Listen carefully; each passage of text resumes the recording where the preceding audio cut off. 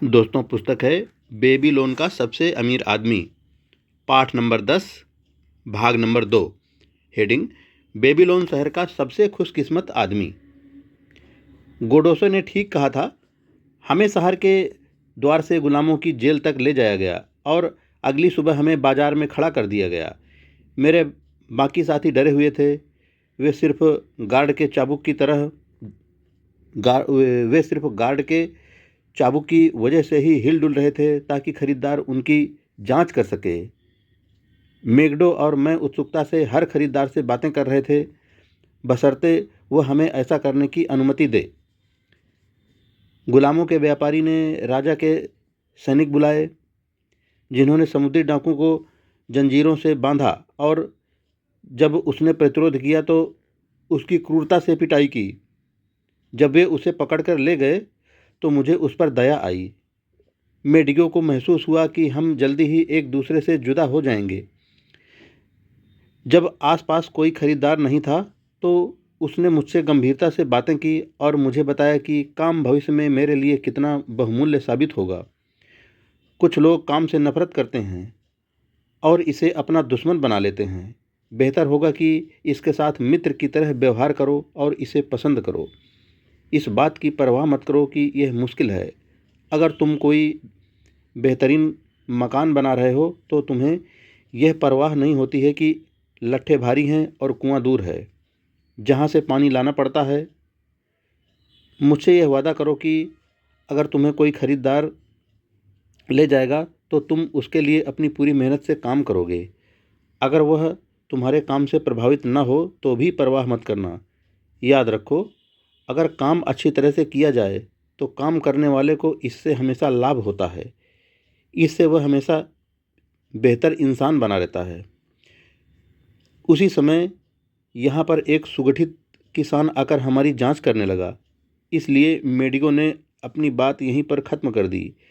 मेडिगो ने उसके खेत तथा फसलों के बारे में पूछा और उसे जल्दी में ही यह विश्वास दिला दिया कि यह बहुत ही उपयोगी गुलाम साबित होगा। काफ़ी देर तक गुलामों के व्यापारी से ताव भाव करने के बाद किसान ने अपने वस्त्र के नीचे से अपना मोटा पर्स निकाला और जल्दी ही मेडिगो अपने नए मालिक के साथ आंखों से ओझल हो गया। कुछ और लोग भी सुबह ही बिक गए। दोपहर में गोडोसो ने मुझे विश्वास में लेकर बताया कि गुलामों का व्यापारी उकता गया था। इस स्थिति में वह रात भर इंतजार नहीं करेगा, बल्कि शाम होते ही बचे हुए गुलामों को सम्राट के आदमियों को बेच देगा। यह सुनकर मैं बहुत छटपटाने लगा। उसी समय एक मोटा और नम्र स्वभाव वाला व्यक्ति दीवार के पास आया। उसने पूछा कि क्या हम में से कोई बेकर नानबाई है। मैंने उससे पूछा, आप जैसा अच्छा बेकर किसी दूसरे घटिया बेकर को क्यों खोज रहा है? क्या मेरी तरह के किसी इच्छुक युवक को अपनी कला सिखाना ज़्यादा आसान नहीं होगा? मेरी तरफ देखें, मैं युवा हूँ, शक्तिशाली हूँ और मुझे काम करना पसंद है। मुझे एक मौका तो दें। मैं आपके लिए धन कमाने का सर्वश्रेष्ठ प्रयास करूँगा। वह मेरी इच्छा से बहुत प्रभावित हुआ और गुलामों के व्यापारी के साथ सौदेबाजी करने लगा। हालांकि व्यापारी ने मेरी तरफ पहले कभी ध्यान नहीं दिया था, परंतु इस समय वह मेरी योग्यताओं, मेरी अच्छी सेहत और मेरे अच्छे स्वभाव की तारीफों के पुल बांध रहा था। मुझे लगा जैसे मैं कोई मोटा बैल हूँ जिसे किसी कसाई के हाथों बेचा जा रहा हो। आखिरकार जब सौदा पूरा हो गया तो मुझे बहुत खुशी हुई। मैं अपने नए मालिक के साथ चल दिया और यह सोचने लगा कि मैं बेबीलोन का सबसे खुशकिस्मत आदमी हूँ। मेरा नया घर मुझे काफ़ी पसंद आया। मेरे मालिक नाना नेद ने मुझे सिखाया कि अहाते में रखी जौ को पत्थर की सिल पर कैसे पीसना है, ओवन में आग कैसे जलाना है और फिर शहद वाले केक के लिए तिल को बहुत बारीक कैसे पीसना है। मेरा बिस्तर अनाज के भंडार वाले शेड में लगा था। यहाँ पर एक बूढ़ी गुलाम महिला हाउसकीपर थी। स्वास्ति नाम की इस महिला ने मुझे अच्छी तरह खाना खिलाया और जब मैंने भारी कामों में उसकी मदद की तो वह खुश हो गई। मैं यही अवसर तो चाहता था ताकि मैं अपने मालिक की नज़रों में मूल्यवान बन सकूं। मैं आशा कर रहा था कि स्वतंत्रता हासिल करने का कोई न कोई रास्ता निकल आएगा। मैंने नाना नेद से कहा कि वह मुझे सिखाए कि आटे को कैसे गूँथा जाता है और बेकिंग कैसे की जाती है।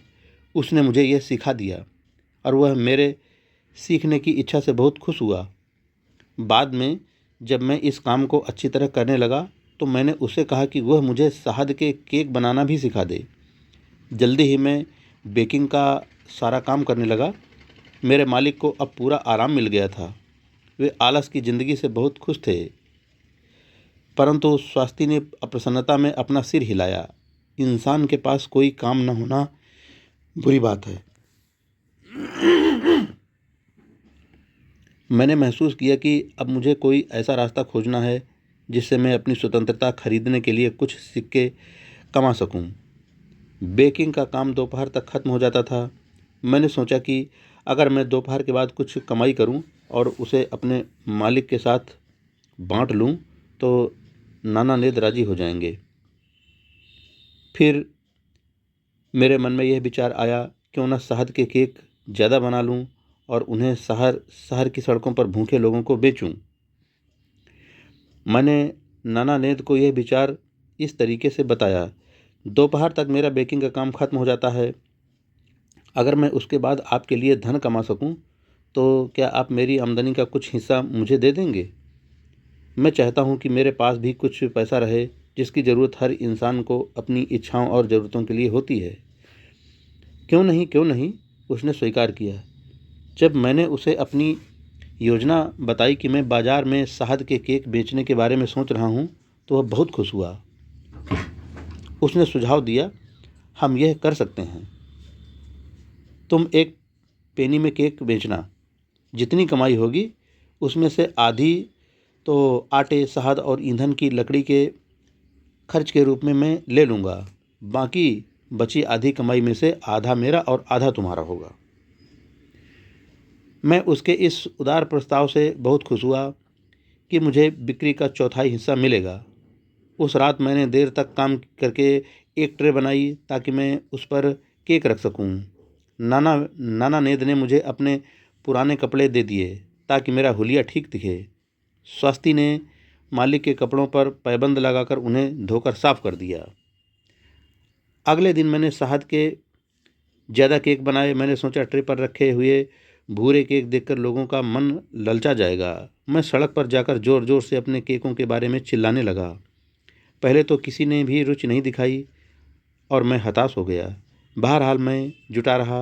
बाद में जब दोपहर को लोगों को भूख लगी तो केक धड़ाधड़ बिकने लगे और जल्दी ही मेरी ट्रे खाली हो गई। दोस्तों,